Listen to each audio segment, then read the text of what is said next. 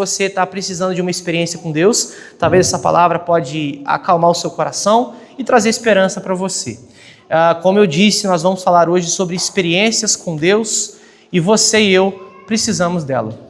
Efésios capítulo 3, do versículo 14 até o versículo 21.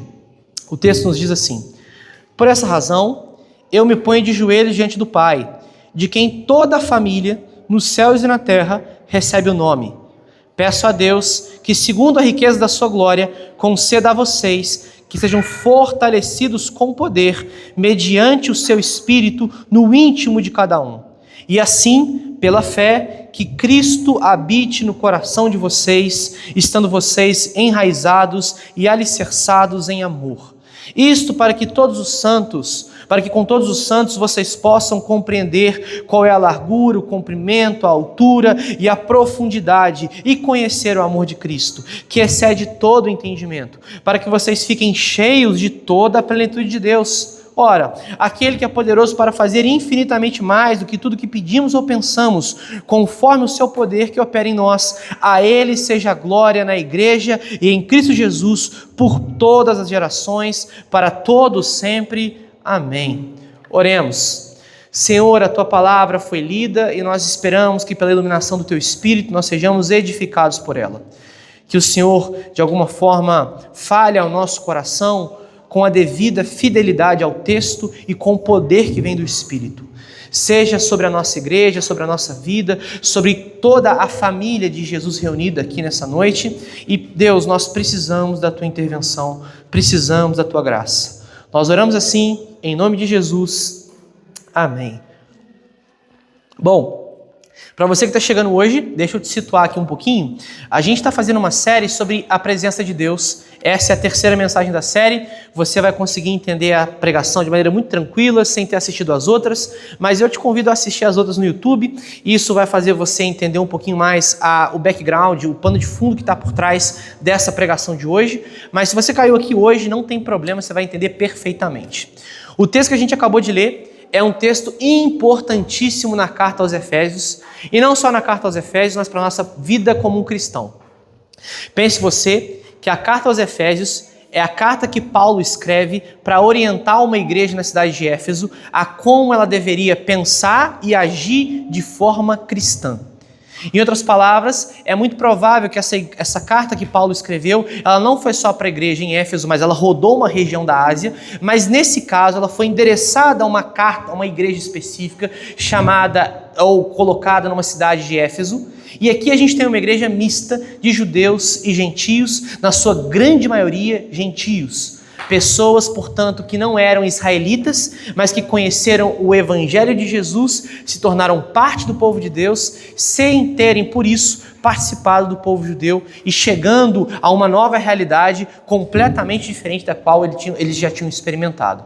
E nesse caso aqui, há algo importante na carta aos Efésios. Ela é uma carta muito bem estruturada. Ela tem 6 capítulos, mas eles são muito consistentes. Dos 6 capítulos, Paulo gasta os 2 primeiros explicando a teoria da salvação. Ele vai explicar ali o que é, no todo, o plano de salvação para o povo de Deus.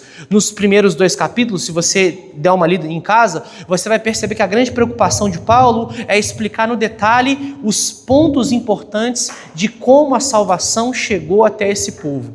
Questões mais doutrinárias, mais teológicas, mais teóricas. E no capítulo 3, especificamente nesse trecho, Paulo faz uma transição para apresentar não só os pontos teóricos da salvação, mas também as questões práticas de como esse povo deveria viver a partir de agora. Em outras palavras, é como se Paulo estivesse dizendo assim: olha, diante de todo esse plano de salvação que eu já expliquei para vocês, agora eu oro para que vocês experimentem e tenham experiência com Deus a partir disso. E nos capítulos 4, 5 e 6, ele vai trazer questões muito práticas, mas especificamente nesse texto é onde Paulo ora, intercede para a igreja em Éfeso, dizendo assim: olha, por essa razão, diante da salvação que chegou a vocês de maneira tão misteriosa, tão graciosa, eu me coloco de joelhos diante do Pai e oro, intercedo a vocês.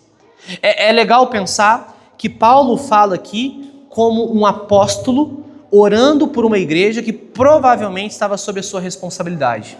E a grande expectativa de Paulo é que aquela igreja tenha experiência com Deus. Pensa você que Paulo não escreve essa carta de maneira aleatória, ele escreve intencionalmente pensando que a igreja em Éfeso e talvez as igrejas na Ásia Menor deveriam ter uma experiência com Deus a partir do plano de salvação. Eles não deveriam simplesmente viver uma vida comum, mas uma vida cheia da plenitude de Deus e, portanto, da sua presença. E quando Paulo faz essa oração, é muito legal porque a gente consegue perceber o que é uma experiência com Deus no seu detalhe. O primeiro ponto aqui é que experiência com Deus é mais do que boa intenção, ela é oração. Em um sentido muito sustentável do texto, Paulo não só tem uma boa intenção para que a igreja de Éfeso experimente mais de Deus, mas ele põe isso em prática orando. Em outras palavras, Paulo não vai dizer assim, olha, eu queria que vocês tivessem experiência com Deus. Ele ora a Deus por mais experiências para eles. É mais do que boa intenção para Paulo aqui. Paulo não está só bem intencionado com a igreja em Éfeso, ele está intercedendo pela igreja em Éfeso a partir desse conceito e dessa visão de que eles deveriam ter boas experiências com Deus. Aí você vai dizer assim, mas o que isso quer dizer? Uma coisa importante, Paulo reconhece aqui que ele depende da ação de Deus para que a igreja em Éfeso tenha experiências com Deus. Ele entende que a oração é um ponto fundamental para que um cristão tenha experiência com Deus.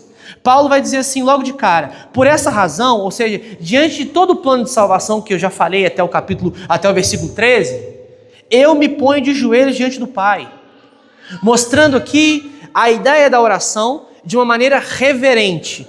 Paulo não está dizendo, por exemplo, que toda a oração deve ser de joelho.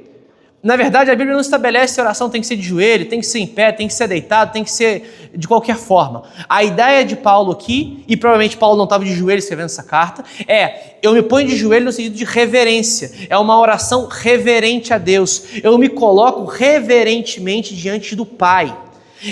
O ponto importante é que essa oração que clama por experiência é uma oração com reverência, o que nós precisamos aprender no tempo de hoje. A nossa sociedade, ela não nos ensina como é ter isso aqui que Paulo está tendo, reverência e intimidade. Paulo estabelece a convergência de duas coisas que parecem conflitantes. Ele vai dizer, me coloco de joelhos, parte da reverência, diante do Pai, a parte da intimidade. Ele entende que a pessoa para a qual ele está orando exige dele reverência e ao mesmo tempo proporciona a ele intimidade. Ele entende que quando ele se achega em oração para pedir por mais experiências, ele tem que fazer isso com reverência, mas também com intimidade. E bom, fala a verdade, o quanto nossas igrejas não conseguem entender esse equilíbrio. Igrejas que chegam a Deus com completa irreverência, achando que Deus é o coleguinha da escola, dizendo assim, Deus, eu declaro a tua presença. Quem somos nós para declarar alguma coisa para Deus dessa forma? A ideia de reverência aqui é justamente entendendo a subordinação que o povo de Deus tem ao seu Deus, não declarando, decretando, exigindo, colocando Deus na parede, mas ao mesmo tempo com a intimidade, chamando Ele de Pai. E o problema é que nós somos tentados a ir para um dos dois extremos, ou tratando Deus só como alguém íntimo, ou só como alguém que merece reverência, digno de reverência, quando o que Paulo ensina é uma oração que consegue juntar as duas coisas, de joelhos diante do Pai, o que é difícil. Isso só é possível com a ação do Espírito. Um outro ponto aqui desse primeiro trecho é justamente que Paulo, ele não só ora para que ele tenha experiência com Deus, ele está orando para que os outros tenham experiência com Deus. É interessante pensar que você, cristão, pode orar para que outras pessoas tenham experiências com Deus. É lógico que Paulo, aqui num contexto mais imediato, ele ora como um apóstolo. E eu me peguei durante essa semana pensando em como um pastor deve orar para que os membros da igreja tenham experiências com Deus. Eu não tenho que ser só bem intencionado com vocês. Eu não tenho que ser só dizer assim, olha, eu quero que você tenha experiência com Deus. Na Bíblia, olhando para esse texto, eu sou convocado a orar por vocês. Eu sou convocado a interceder por vocês, dizendo assim, olha, eu preciso, Senhor, que esses irmãos tenham experiências com Deus. A minha função aqui não é só ser bem intencionado com vocês. A minha função aqui é orar para que vocês tenham experiência com Deus. Portanto, vocês não podem olhar para mim pensando assim, bom, o pastor é alguém bem intencionado. Não, eu não só sou bem intencionado, eu intercedo, assim como Paulo fez, porque essa é a função de um pastor. Agora você vai pensar assim, mas viu, isso é coisa de pastor. Não, eu quero aplicar isso para você, porque essa não é só a função de um pastor, é a função do corpo, de interceder uns pelos outros por mais da sua presença. Porque ainda que eu seja a parte mais responsável aqui, você é responsável também por orar a Deus que o pastor tenha mais experiência, que o meu irmão tenha mais experiência, que a minha família tenha mais experiência, porque essa é a função da igreja, interceder uns pelos outros para que a igreja como um todo tenha experiência com Deus. Paulo entende que toda a família recebe o nome, não é o pastor, o presbítero e o diácono, é toda a família tem o mesmo nome sobre ela e a mesma autoridade, por Deus dizendo assim, Senhor, dá mais experiências ao meu irmão. É por isso que Paulo é ousado a dizer, por essa razão eu me ponho de joelhos diante do Pai, de quem toda a família nos céus e na terra, e é legal porque ele faz associação não só com os que estão vivos, mas com aqueles que já foram, dizendo assim, toda a família de Deus, toda ela, recebe o nome dele, e é diante dele, desse Pai, que eu intercedo por eles, pela igreja em Éfeso. Então, nesse caso, as experiências com Deus, a experiência com Deus em si, ela é mais do que boa intenção, ela se fundamenta em oração. Não tem como você, cristão, dizer para mim que tem experiência com Deus, que quer ter experiência com Deus, se você não tem uma vida de oração. Não tem como. Você não vai experimentar Deus da forma como você deveria e precisa, se a sua vida de oração, ela consiste em pedir coisas para essa vida. A sua maior expectativa na oração deveria ser começar assim, Senhor, que eu tenha mais experiências com o Senhor, que o meu irmão tenha mais experiências com o Senhor. A vida que experimenta Deus é uma vida que ora necessariamente. É legal pensar que oração e experiência com Deus são coisas diferentes, mas estão tão associadas que você não consegue falar de uma sem falar da outra. É legal que as coisas não são iguais, idênticas. Oração com Deus é uma coisa, experiência é outra. Mas você, para ter experiência, tem que orar. E muitas vezes, para orar, tem que ter experiência. É estranho como é que as duas coisas se retroalimentam. À medida que você tem experiência com Deus, isso te convoca a orar mais. À medida que você ora mais, isso te convida a mais experiências com Deus. Muitos cristãos caem em uma vida talvez monótona, uma vida aquém do que deveriam, por falta de oração, pela manifestação da sua presença e de experiências concretas com Ele. Você é convidado e convocado essa noite a parar de orar por coisas fúteis e orar por experiências com Deus. Eu queria que você lembrasse qual foi a última vez que você orou para que você ou pessoas ao seu redor tivessem experiências com Deus. Qual foi a última vez que você chorou, clamou a Deus, dizendo assim, Senhor, traz experiências com o teu nome para a nossa realidade. Você, cristão, não deveria pensar em algo muito longo, porque isso deveria fazer parte da sua oração rotineira, experiências com Ele. O segundo ponto é quando Paulo mostra que a experiência com Deus ela é mais do que prosperidade, ela é poder no Espírito, porque logo em seguida ele vai mostrar o que ele está pedindo a Deus. Ele vai dizer, peço a Deus que segundo a riqueza da sua glória, conceda a vocês que sejam fortalecidos com poder mediante o seu Espírito no íntimo de cada um. Essa é a maior quebra de expectativa para um cristão talvez mais avivado, porque o que Paulo está orando aqui é uma coisa talvez muito simples aos nossos olhos. Ele está pedindo que a grande experiência que eles teriam ou que eles deveriam ter é serem fortalecidos com o poder de Deus. E é problemático porque num mundo como o nosso, ser fortalecido com o poder de Deus não parece ser grande coisa. Sabe por quê? A gente não vive perseguições físicas tão absurdas quanto provavelmente a igreja de Éfeso experimentava. E aqui vamos tentar entender um pouquinho do conceito e do contexto da igreja de Éfeso. Era uma cidade profundamente idólatra, profundamente arraigada na mitologia grega, adorava uma deusa chamada deusa Diana, que provavelmente era a deusa de toda a cidade. E quando Paulo tem em mente esse fortalecimento, ele entende a dificuldade de um cristão ser fiel, cheio do Espírito e forte numa cidade como essa. No nosso tempo, a gente parece não precisar tanto de ser fortalecido, né? Porque a gente acorda, toma café, sai para o trabalho, tem a nossa vida e dorme e parece que nada muda. A nossa vida fica tão automático que a gente só vai perceber o quanto a gente precisa ser fortalecido pelo Espírito quando a bomba estoura. Aí a gente vê, opa, deu ruim aqui. É lógico, você está vivendo há quanto tempo sem essa experiência de ser fortalecido no seu íntimo? Então, Paulo aqui, ele vai colocar de onde vem esse fortalecimento. Ele vai dizer que esse fortalecimento vem segundo a riqueza da sua glória.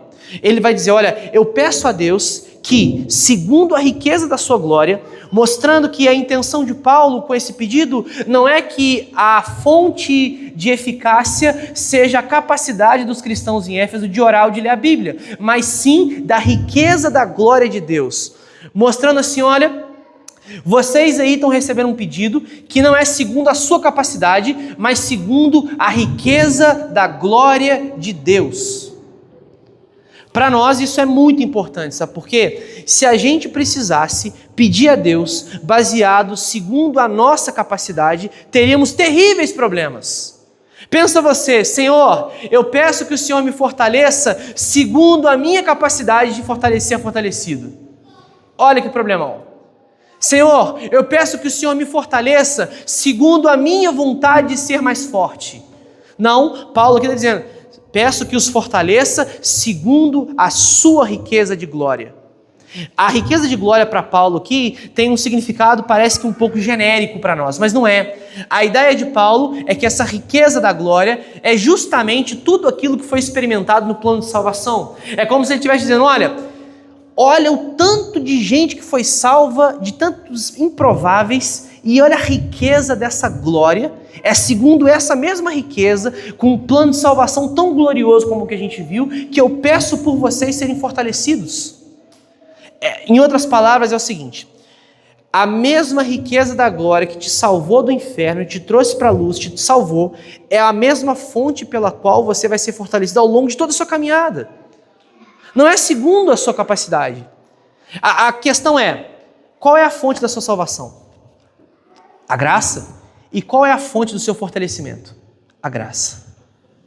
Muitos cristãos caem no terrível engano de achar que podem manter a sua salvação com as suas próprias obras. Não dá. Meu irmão, se dependesse de você para continuar salvo, você acha realmente que você teria condições? Você conseguiria sustentar a sua existência com Jesus, com as suas obras? Porque Paulo faz questão de interceder por uma igreja, dizendo assim, Senhor, os fortaleça segundo a riqueza da sua glória, e não segundo a capacidade deles. Nesse caso, a gente entende aqui que a fonte de toda a experiência com Deus não é a nossa capacidade. Parece uma coisa não tão lógica, mas você ora para ter experiências, mas você tem experiências não porque você orou, mas porque Ele é gracioso em te dar. Percebe a loucura que é o negócio? Fala assim, não, tem que orar, tem que. Mas quando você tiver experiência, não é porque você orou, é porque Ele é gracioso. Aí você nunca vai poder dizer assim, não, eu tenho muita experiência porque eu oro. Não, você tem muita experiência porque Ele é gracioso e rico em graça. A nossa visão sobre quem Deus é muda na hora, porque a gente começa a experimentar Deus e não se envaidecer com essas experiências.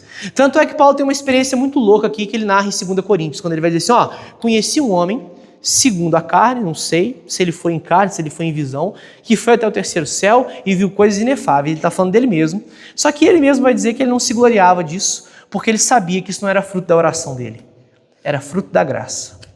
Isso é para fazer a nossa realidade ser bem chocante. Se Deus te salvou por graça, as experiências que você tem também é por graça.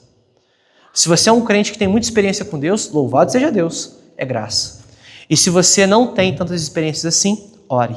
E quando as experiências vierem, é graça também. Paulo também mostra o que é essa experiência na prática, porque até então, a oração dele, ela ainda não fica tão clara. Ele vai dizer, olha, que vocês sejam fortalecidos com poder mediante o seu espírito no íntimo de cada um. Porque ainda parece uma coisa meio genérica, mas não é. Esse fortalecimento no espírito, no íntimo, ele não é uma coisa genérica. Ele pode ser uma coisa subjetiva, pode ser não uma coisa tangível, mas não é genérico, é bem específico. Alguém é fortalecido no espírito quando... O próximo versículo vai explicar. Quando Cristo habita no coração e você experimenta o enraizamento e o alicerce em amor nele. Imagina o seguinte, Paulo aqui, quando ele vai orar, pedindo essa manifestação da experiência, ele não tem em mente prosperidade, é mais do que isso, é poder no espírito lá dentro. Então, você poderia me contar algumas boas experiências com Deus do tipo, olha, eu estava andando a 130 por hora na BR, eu capotei, o carro capotou, eu tive um livramento, é uma baita experiência. Não é uma baita experiência. Você pode me contar de uma bala perdida que pegou na sua cabeça, ficou entre o seu crânio e o seu cérebro e você continua vivo com ela ainda. Uau, uma baita experiência. Mas a grande experiência pela qual Paulo ora aqui não é que você tenha bons livramentos, mas é que você tenha o Espírito Santo atuando e fortalecendo você no seu íntimo. E isso ninguém vê. Porque é muito bom quando a gente pode contar um testemunho assim, porque a gente acaba impactando as pessoas com que a gente está ali. Olha aqui, ó, põe a mão aqui, tem uma bala na minha cabeça, ó, Deus me livrou. É muito legal. Agora, como é que você mostra que você tem o Espírito te fortalecendo lá dentro? Porque muitas vezes essas experiências não são vistas, elas são íntimas. É você e Deus.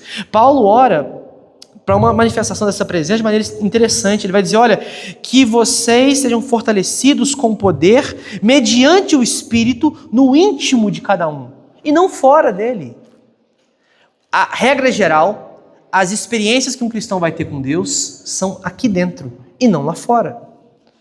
Por isso, se você não é alguém que tem boas histórias para contar, como um Forrest Gump, se você não viu o filme, veja, é um filmaço. Forrest Gump era um homem que ele senta num banquinho no meio do filme e ele começa a contar história. Não vou te dar spoiler não, veja esse filme, é muito legal. E ele conta muita história aleatória.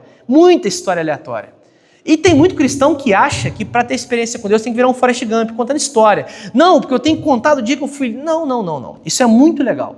Mas Deus não te chama para ter experiência para você virar um Forrest Gump, um contador de histórias. Deus te chama para ter experiências com Ele, para que você experimente fortalecimento no seu íntimo do coração, e isso muitas vezes ninguém vê, só você. Eu disse de manhã e repito, as maiores experiências que você vai ter com Deus, elas são nesse fortalecimento. É legal imaginar que Paulo estabelece a experiência com Deus aqui, no sentido dele pedir, olha, Senhor, se manifeste para eles em poder, com eles sendo fortalecidos, mostrando que as grandes experiências que você vai ter com Deus é quando você vai ser fortalecido diante de uma crise, diante de um problema. Então, pensa o seguinte, ó, é muito legal quando a gente pode contar uma história assim. Nossa, eu estava desempregado e no meu último dia, Deus enviou um recurso para minha conta bancária. Muito legal. Eu estava enfermo e Deus me curou. É muito bom. E Deus pode te proporcionar boas experiências como essa.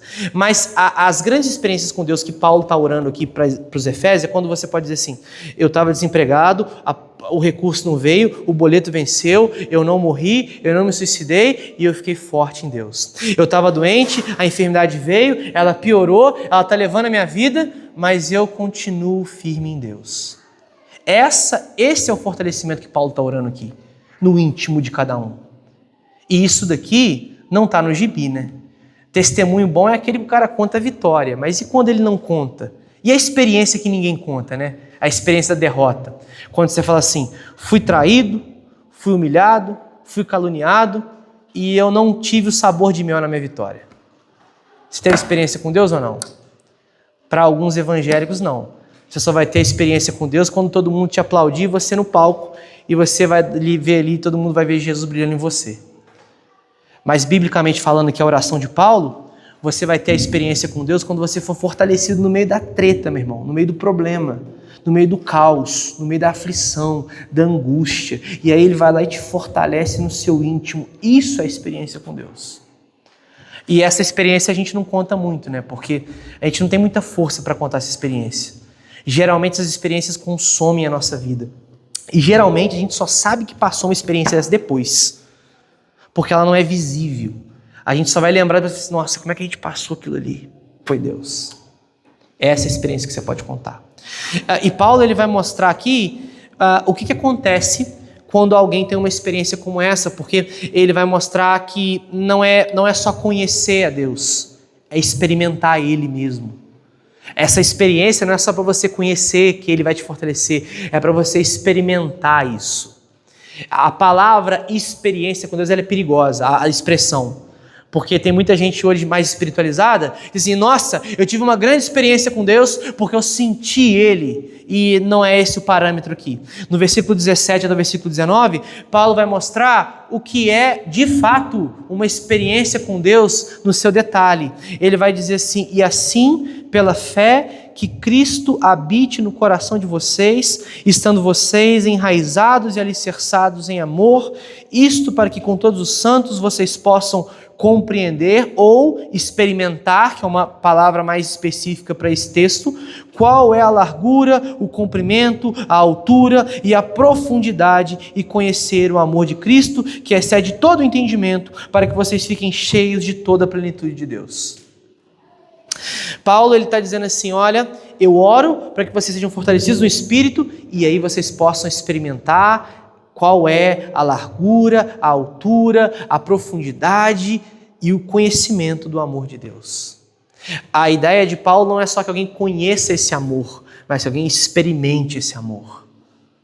Quando Paulo vai trazer essas medidas, né, é muito legal a ilustração que Paulo usa de você entender, e a melhor tradução seria experimentar qual é a largura, o comprimento, a altura, a profundidade e conhecer o amor de Cristo. Ele está dizendo o que alguém vive quando tem uma experiência com Deus. Essa pessoa tem noção correta, exata, do quanto ela é amada por Cristo.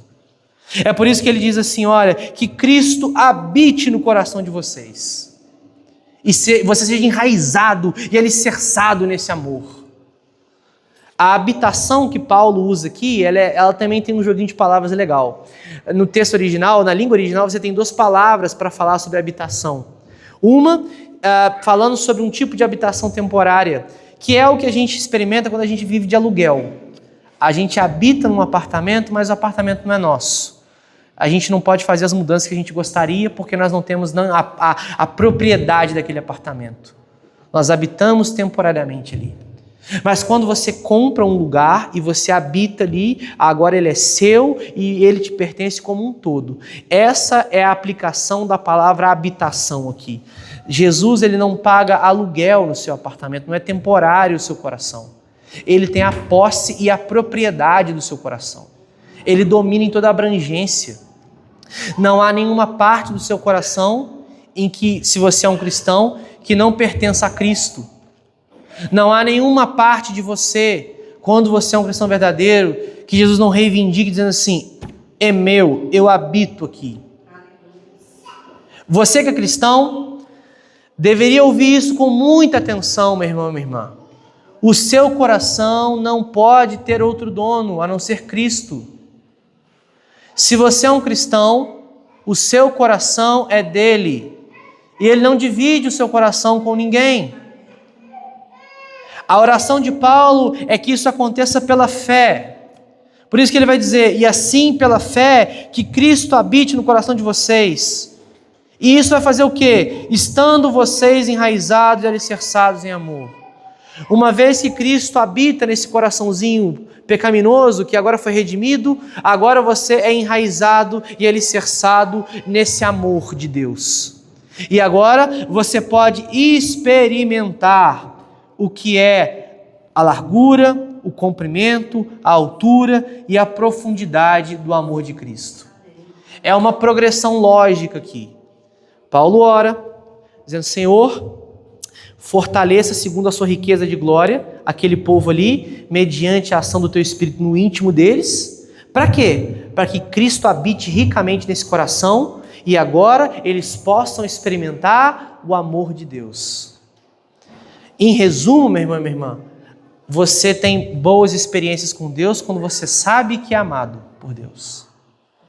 Essa é uma boa experiência que você pode ter com Deus, de saber que é amado por Ele. De saber qual é a largura, a profundidade, a altura, tudo o que Ele tem por você. E, pelo amor de Deus, isso tem que mexer com a sua alma, cara. Pelo amor de Deus. Você, minha irmã, meu irmão, pode ter um coração muito duro, pode ter tido uma vida muito difícil. Talvez você não conhece 1 milímetro de amor na vida. Talvez você não experimentou uma gota de amor na sua vida. Mas o que Cristo te oferece é uma plenitude de amor derramado sobre a sua vida. Você não está diante de uma escassez de sentimento. E quando Paulo fala aqui que quando a gente está enraizado em amor com Cristo, aí a gente pode compreender qual é a largura, o comprimento, a altura e a profundidade e conhecer o amor dele, parece que ele fica meio maluco, porque logo em seguida ele vai dizer que excede todo o entendimento. Ué, Paulo, decide aí, você está orando para que eu tenha experiência e conheça esse amor, agora você está dizendo que ele é fora do meu entendimento? É, porque é muito estranho.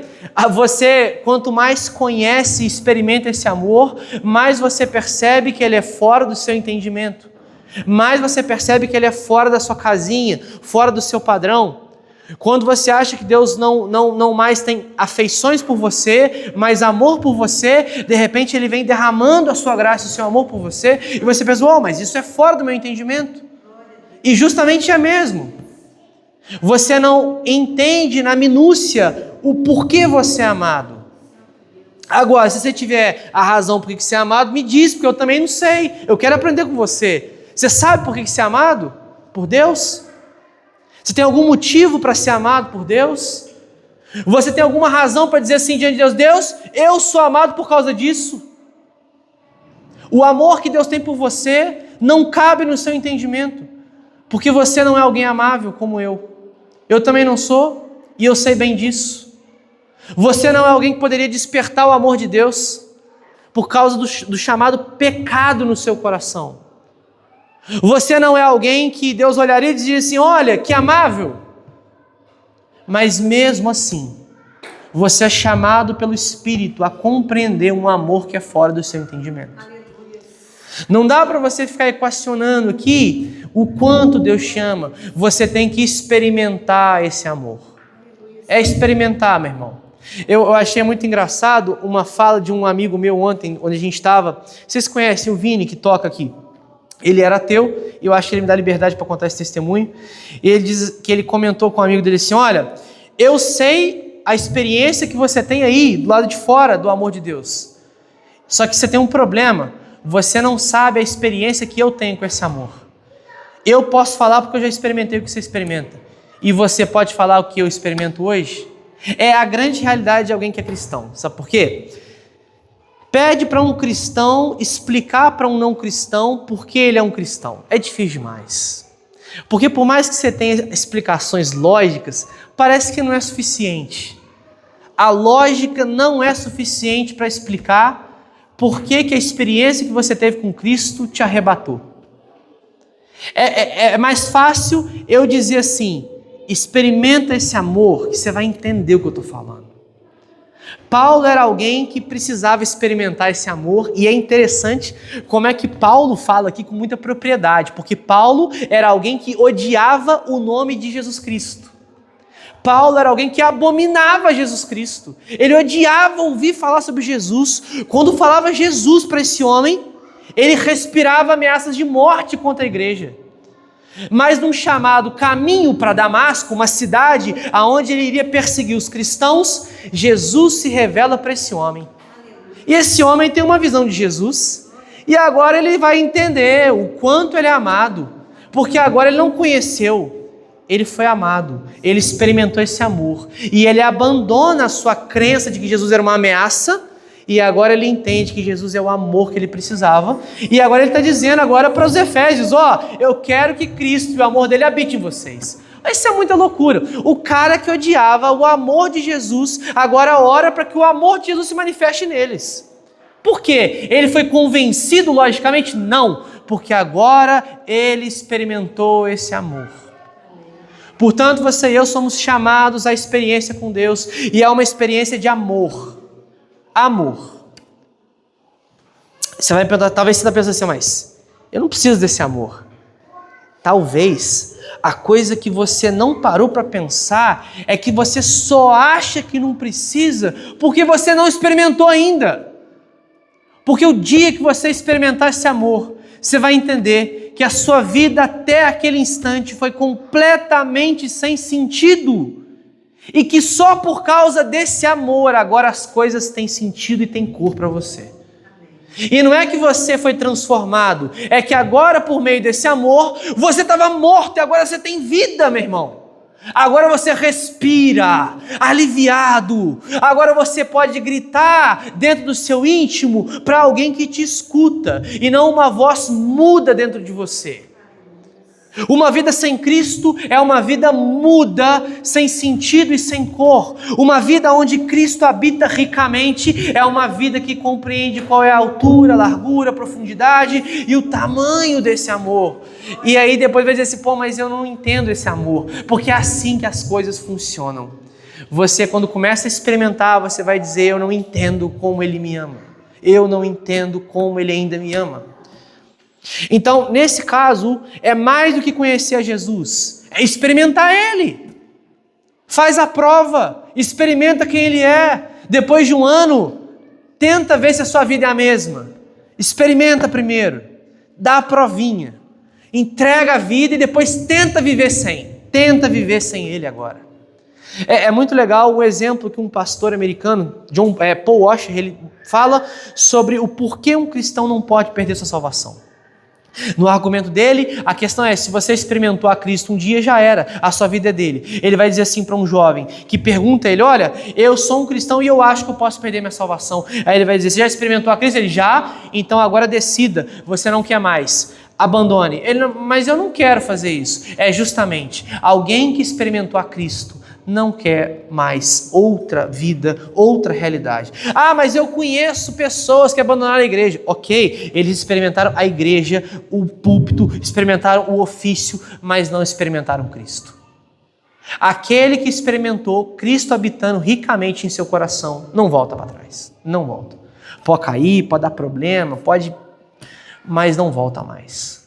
Porque ele já entendeu que naquele vazio do coração que ele tinha, habita agora a largura, o comprimento, a altura e a profundidade exata do amor de Cristo. Já era, não tem volta mais. E Paulo termina agora, porque pensa só, ele vai pedir por experiências para a igreja em Éfeso, ele vai mostrar que essas experiências são mais do que boa intenção, é oração, é mais do que talvez um tipo de prosperidade, mas é poder no Espírito, é mais do que conhecimento, é experiência, e ele vai terminar dizendo que é mais do que a gente pede, do que a gente pensa. No final das contas, ele vai terminar aqui, não numa oração, mas numa doxologia, que é uma expressão de glorificação ao nome de Deus. O que é uma doxologia na prática? É quando você diz assim, a sua boca é compelida a dizer, bendito é o meu Senhor, louvado seja o nome dele. É quando o seu coração está cheio de glória dele e você transborda isso com a sua boca. Isso é doxologia. No caso de Paulo, transborda com a pena, ou com um lápis, ou com o que ele escreveu aqui.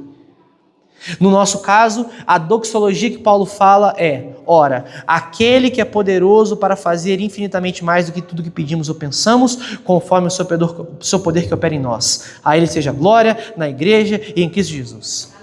Paulo sabe para quem que ele está pedindo. Isso é louco, ele está pedindo, ele está preso, provavelmente numa prisão em Roma, está orando para essas igrejas, ou na Ásia Menor, ou a igreja em Éfeso, é um ponto de debate. E mesmo à distância, ele sabe para quem ele está orando. Ele sabe que aquele que está recebendo essa oração, ele é poderoso para fazer ainda mais do que aquilo que ele está pedindo para esses homens e mulheres. Ele não está com medo de se frustrar. Ele não está com medo de passar vergonha. Em outras palavras, quando nós pedimos mais experiências com Deus, quando a gente clama por essa presença, a gente não deveria ficar com medo de se frustrar. Porque aquele que é poderoso para fazer infinitamente mais do que pedimos ou pensamos, é Ele quem opera em nós. Você está pedindo por mais experiências, Ele vai dar mais do que você está pedindo ou pensando. O grande ponto é que isso não vem como a gente imagina, tá? A gente pode pedir assim, Senhor, me dá mais experiências com o Senhor. A gente imagina o quê? Cara, voando aí no Espírito, sei lá, saindo foguinho no céu, tendo visão, tendo sonho, tendo gente entrando convertida, e Deus te dá problema. Você diz, ué, mas Deus, você entendeu errado, eu pedi experiências com teu poder, eu não pedi problema. Talvez as maiores experiências que você vai ter são nesses problemas. Mas Deus, quando fala que o Senhor vai dar mais do que eu pedi ou pensei, eu achei que era coisa boa, e só que talvez tenha um gosto meio amargo no começo. As maiores experiências que você vai ter com Deus são os momentos difíceis. E quando você pede assim, Senhor, faz por mim a experiência que eu preciso, Ele vai fazer, Ele é poderoso para fazer. Mas muito mais do que você pediu ou pensou. E lá na frente você vai falar assim, nossa, ainda bem que eu passei aquele problema. Olha a maturidade que eu ganhei em Cristo por causa disso. Olha a experiência que eu tive com Deus naquela época e olha a minha visão de Deus agora. Olha como é que mudou. Vê Jó. Olha para Jó. Jó, um homem íntegro e temente a Deus. Ele está ali, orando, buscando a Deus, intercedendo pelos filhos. De repente, Deus faz muito mais do que ele pediu ou pensou. O que Deus faz? Tira a família, põe doença, tira bem material. Deus, mas peraí, você errou a receita. Errou não, porque no finalzinho está dizendo assim, eu te conhecia, de ouvir falar, agora eu te vejo. Cara, não tem como. Você e eu não somos chamados a experimentar esse poder abundante só nas coisas boas, mas também na dor e na tristeza. Mas eu não vou deixar você ir para casa só com isso. Obviamente Deus pode fazer mais do que você pede ou pensa nas coisas boas também. Quando você está enfermo, Deus pode fazer você ter uma experiência com Ele curando a sua doença. Deus é Deus, meu irmão, não está na caixinha. Deus não cura hoje. Cadê o documento que está falando isso, que Deus não cura hoje? Aonde está esse documento que eu não sei? Porque na Bíblia fala que quando alguém está enfermo, tem que orar para essa pessoa, chamar os presbíteros, e se ele for restaurado, ele vai ser curado. Deus pode te enviar uma provisão sobrenatural sobre a sua vida, porque Ele é Deus, meu irmão. Não está na caixinha. Não tenha medo de ousadamente dizer, Senhor, eu preciso da tua intervenção aqui. Que Deus é esse que você serve, que você não consegue crer que Ele pode fazer mais do que você está pedindo ou pensando, meu irmão? Que é isso, eu vou contar uma experiência para vocês aqui, que não é testemunho de fé não, é o que eu estou tentando te explicar. Eu oro pela conversão de uma pessoa há mais de 12 anos. 12 anos orando. 12 anos. E cada ano que passa parece que é mais difícil. E cada ano que passa parece que a minha oração ela é mais difícil também. E cada ano que passa parece que Deus é menos poderoso para fazer o que Ele vai fazer. E a minha grande questão quando eu estou orando, Senhor, ou eu estou crendo no que eu estou vendo, ou eu preciso crer em quem o Senhor é. E esse é que é o grande ponto. A gente não deveria parar de orar ou parar de pedir porque as coisas estão piorando. A gente só deveria parar de orar e parar de pedir se Deus falasse, para! Porque até então, Ele é poderoso para fazer aquilo que é impossível para nós. Muito mais do que a gente podia pedir ou pensar, conforme o seu poder. O mesmo poder que opera em nós. Esse mesmo poder que te fortalece no íntimo é o mesmo poder que pode curar você, que pode trazer prosperidade e que pode te fazer passar por uma doença, passar por uma crise e que pode talvez te levar até a glória forte em Jesus, mas fraco na carne.